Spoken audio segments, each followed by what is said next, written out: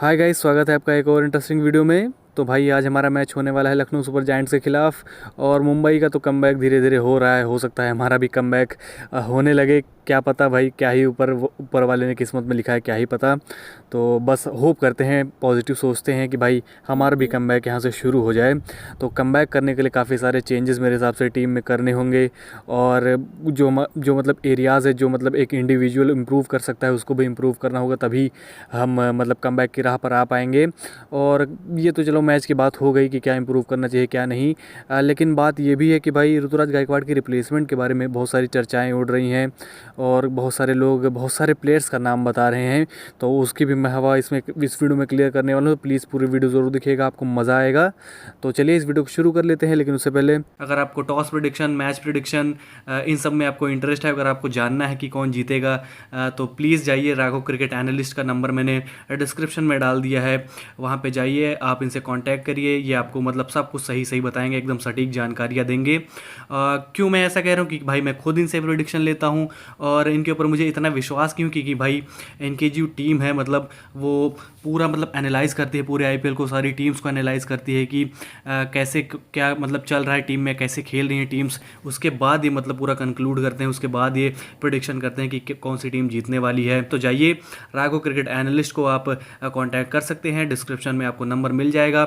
और टेलीग्राम अगर आपको ज्वाइन करना तो आपको ये स्क्रीन पे जो दिख रहा है चैनल का नाम, वो डालिए, आपको मिल जाएगा टेलीग्राम भी। और हाँ, अगर आप चैनल पर पहली बार आए तो प्लीज़ सब्सक्राइब जरूर कर दीजिएगा और वीडियो को जरूर लाइक कर दीजिएगा प्लीज़। आपका 2 सेकंड लगेगा, प्लीज़ बस इतना काम कर दीजिए, मज़ा आ जाएगा। तो चलिए वीडियो को शुरू कर लेते हैं फाइनली। तो सबसे पहले तो हम लोग लखनऊ सुपर जायंट्स की बात कर लेते हैं। तो भाई काफ़ी शानदार टीम में ये जो है वो फॉर्म में लग रही है और मतलब पूरन को देखकर तो भाई डर ही लग रहा है कि भाई पूरन हमारे खिलाफ क्या करने वाले हैं। और ये तो उनका होम ग्राउंड भी है, तो मतलब वो एक अच्छी तरीके से इस पिच को भी पहचानते हैं और डायमेंशंस को भी जानते हैं कि भाई किस तरफ मारना है, तो छक्का आसानी से मिल जाएगा। तो पूरन से मुझे काफ़ी ज़्यादा डर लग रहा है। एडन मार्करम भी फॉर्म में आ गए थे और अगर मान लीजिए मिचेल मार्श इस मैच में रिटर्न कर देते हैं तो भाई वो भी एक खतरे का घंटी है, आप मान के चलिए, क्योंकि तीनों प्लेयर्स टॉप फॉर्म में हैं और सिर्फ 3 ही प्लेयर्स मुझे लगता है कि काफ़ी होंगे सीएसके के बॉलिंग लाइनअप को धराशायी करने के लिए। बात करें अगर हम लोग इनकी बॉलिंग लाइनअप की, तो भाई जो नया बॉलर आया भाई, जो साइन करके सबको बाहर भेजता है, वो भी काफ़ी शानदार फॉर्म में है, दिग्वेश राठी भाई। और बात करें आवेश खान, तो भाई यॉर्कर्स पे यॉर्कर्स वो डालते रहते हैं। और लॉर्ड ठाकुर की बात क्या ही की जाए भाई, वो तो टॉप नॉच खिलाड़ी हैं ही, फील्डिंग भी काफ़ी शानदार कर रहे हैं। तो भाई मतलब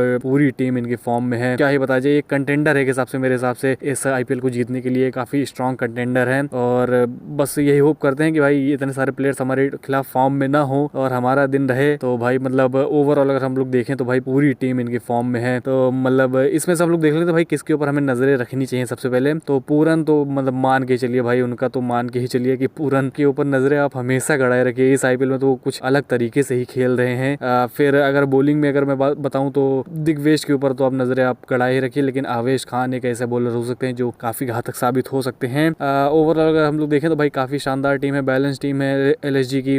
लेकिन अब हम लोग बढ़ लेते हैं अपनी टीम की तरफ, जिसमें काफी सारी कमियां हैं और उसको जल्द से जल्द सॉल्व करना होगा। अगर अभी भी कमबैक की थोड़ी गुंजाइश है तो उसके लिए आपको मतलब सारी कमियां आपको अच्छी करनी होंगी, तभी कुछ हो सकता है। तो चलिए सबसे पहले तो हम लोग कमियों की बात कर लेते हैं शॉर्ट में, क्योंकि मैंने पिछले वीडियो में बता ही दिया था। तो कमियां इनके अंदर जो है वो है फील्डिंग की कमियां हैं, कैचेस काफी ज्यादा छोड़ रहे हैं, रन्स काफी आसानी से दे रहे हैं। फिर टीम सिलेक्शन की बैलेंस साइड नहीं है, उसमें आपको निकालना होगा। और हाँ, अंधा विश्वास जो प्लेयर्स पे हम लोग दिखा रहे हैं उसको कम करना होगा मेरे हिसाब से, और जो इंटेंट है वो दिखानी होगी, तभी हम लोग मतलब सारी टीम के साथ कम्पीट कर सकते हैं। मॉडर्न T20 गेम तभी हम लोग खेल सकते हैं। तो चलिए हम लोग देख लेते हैं कि भाई क्या चेंजेस करने चाहिए इन सारी चीजों को इम्प्रूव करने के लिए। तो ये रही प्लेइंग 11 जो पिछले मैच में खिलाई गई थी। और इसमें से अगर इम्प्रूवमेंट्स की बात मैं करूँ, मतलब रिप्लेसमेंट की अगर मैं बात करूँ, तो मेरे हिसाब से राहुल त्रिपाठी और रविचंद्रन अश्विन मेरे हिसाब से का बैठने चाहिए ये दोनों प्लेयर्स। और राहुल त्रिपाठी की जगह अगर मैं बात करूँ किसे मैं लाना चाहूंगा, तो वो मेरे हिसाब से शेख रशीद होने वाले हैं। और अगर अश्विन की बात करें, अगर उनकी जगह में किसी को लाना हो तो भाई वो वंश बेदी होने वाले हैं, क्योंकि भाई इतने सारे बॉलर्स की हमें जरूरत नहीं है। मैं कितनी सारी वीडियो से चिल्लाता आ रहा हूँ और अब सबको समझ में आ रहा है कि भाई इतने सारे बॉलर्स की की ज़रूरत नहीं है जितने हम लोग लेके चल रहे हैं, क्योंकि सारे बॉलर्स के ओवर्स नहीं पूरे हो रहे हैं। तो भाई अगर अश्विन को हम लोग हटाते हैं तो एक प्योर बैटर हमारी टीम में आ सकता है वंश बेदी के रूप में, और हमारे मिडिल ऑर्डर को काफ़ी स्ट्रेंथन कर सकता है। भाई उनके आंकड़े आप देख सकते हैं दिल्ली प्रीमियर लीग में, तो भाई अगर ये आते हैं तो मज़ा ही आ जाएगा। मैं तो काफ़ी होप कर रहा हूँ कि ये आए मेरे प्लेइंग 11 में, मज़ा ही आ जाएगा। और मतलब कुत्ते आज भी कुछ ज़्यादा ही भौंक रहे हैं भाई, माफ़ करना उसके लिए। तो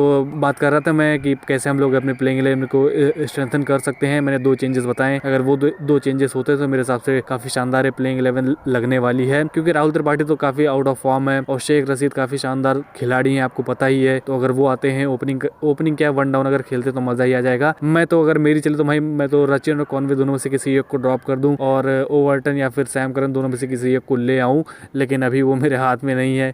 और जो 2 चेंजेस मुझे दिखाई दे रहे हैं लाइकली जो चेंजेस है वो यही हो सकते हैं, और जिसमें अगर सबसे हाई चांस अगर मैं बात करूँ तो शेख रशीद का मेरे हिसाब से काफ़ी हाई चांस है कि उन्हें मौका मिल सकता है। तो चलिए होप करते हैं बेस्ट के लिए।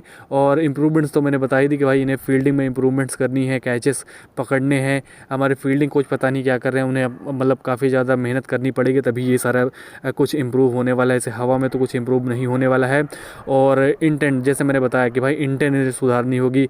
और मतलब जो हम प्रेस कॉन्फ्रेंस अगर स्टीफन फ्लेमिंग की सुने या फिर पिछले मैच में जो धोनी ने मतलब पोस्ट मैच प्रेस कॉन्फ्रेंस में जो बातें करी थी भाई, उससे तो लगता है कि ये लोग इंटेंट में अभी भी कोई बढ़ोतरी करने वाले हैं नहीं, क्योंकि ये लोग बता रहे कि भाई सबका देखकर हम लोग ऐसे मतलब बल्ला चलाने में नहीं आएंगे, हम लोग पॉजिटिव ब्रांड ऑफ क्रिकेट ही खेलेंगे। तो भाई काफ़ी मुश्किल लग रहा है कि ये लोग उस तरीके से खेलते हुए दिखाई देंगे। अब मैं क्या ही बताऊं भाई, मैं चाहता हूं कि भाई इसका उल्टा हो जाए, बस यही चाहता हूं। लेकिन जो फ्लेमिंग ने बोला है उसके हिसाब से अगर हम लोग देखें तो भाई काफ़ी मुश्किल लग रहा है कि ये लोग 6 ओवर में 80 रन बनाने का देखेंगे। इनके हिसाब से 6 ओवर में 50 रन काफ़ी हैं, उसी हिसाब से ये लोग खेलने वाले मेरे हिसाब से, और जो कि काफ़ी सारे फैंस को पसंद नहीं आ रहा है।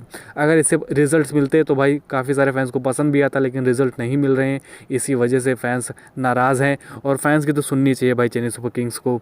और ये मॉडर्न T20 गेम है, इसमें भाई अपने आप को ढालना होगा उसी तरीके से, वही मतलब ओल्ड एज जो सोच है उसको मतलब निकालना होगा मेरे हिसाब से अपने दिमाग से, तभी कुछ इस T20 फॉर्मेट में हो सकता है। उसके अलावा मुझे मुश्किल लग रहा है कि अगर हम लोग उसी कंजर्वेटिव सोच से खेलने वाले क्रिकेट तो कमबैक तो काफ़ी आप मुश्किल ही लग रहा है। भूल जाइए आप ये कमबैक।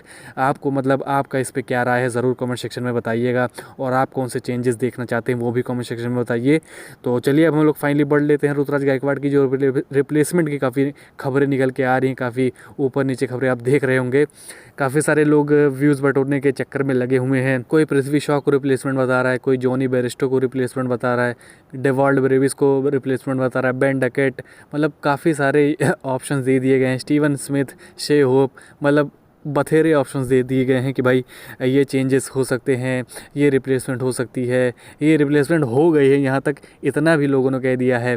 अब मेरी अगर माने तो भाई जो स्टीफन फ्लेमिंग ने प्रेस कॉन्फ्रेंस में बताया था, काफ़ी सारे लोगों को तो अब पता भी चल गया होगा, लेकिन जिसको नहीं पता है, जो पत्थर के नीचे रह रहा है, मैं उसके लिए ये खबर लेके आया हूँ। तो भाई उन्होंने बताया था कि भाई कोई रिप्लेसमेंट वो साइन नहीं करने वाले हैं, और स्क्वाड की डेप्थ को देखते हुए भाई स्क्वाड के अंदर जो प्लेयर्स है पहले उनको ट्राई करना चाहते हैं, उसके बाद मतलब अगर कुछ होगा तो देखा जाएगा, लेकिन उसके काफ़ी कम चांसेस है कि कोई प्लेयर वो साइन करने वाले हैं। तो आप ये मान के चलिए कि रिप्लेसमेंट तो आप मुश्किल ही है। जो इन सारे प्लेयर्स के नाम पे व्यूज़ बटोर रहा है भाई, उसको गाली देकर ज़रूर आएगा एक बार। मतलब गाली से मतलब मेरा ये नहीं कि भाई वो वाली गालियाँ दे के आइए, मतलब अच्छे से सिखा के आइए कि भाई गलत खबरें फैलाना बंद करिए व्यूज़ और क्लिक्स के लिए, प्लीज़ ये ज़रूर बताइएगा। तो रिप्लेसमेंट तो काफ़ी मुश्किल लग रहा है, लेकिन अगर मेरे हिसाब से अगर रिप्लेसमेंट अगर लें, ये मान लीजिए अगर इन्हें लेना पड़ जाए तो मेरे हिसाब से डेवॉल्ड ब्रेविस और पृथ्वी शॉ दोनों में से कोई एक को अगर ये ले लेते तो मेरे हिसाब से काफ़ी सारी प्रॉब्लम्स सॉल्व हो सकते हैं, क्योंकि ये दोनों अटैकिंग प्लेयर हैं और वही हम लोग लैक कर रहे हैं इस समय अपने प्लेइंग 11 में या फिर अपनी टीम में। तो भाई अगर इन दोनों में से किसी एक को ये ले लेते हैं रिप्लेसमेंट एज अ रिप्लेसमेंट तो मज़ा ही आ जाएगा। लेकिन अगर अच्छी सच्ची खबर अगर हम मान के चलिए तो भाई रिप्लेसमेंट ये लोग नहीं लेने वाले हैं। तो चलिए ये वीडियो थी आज की।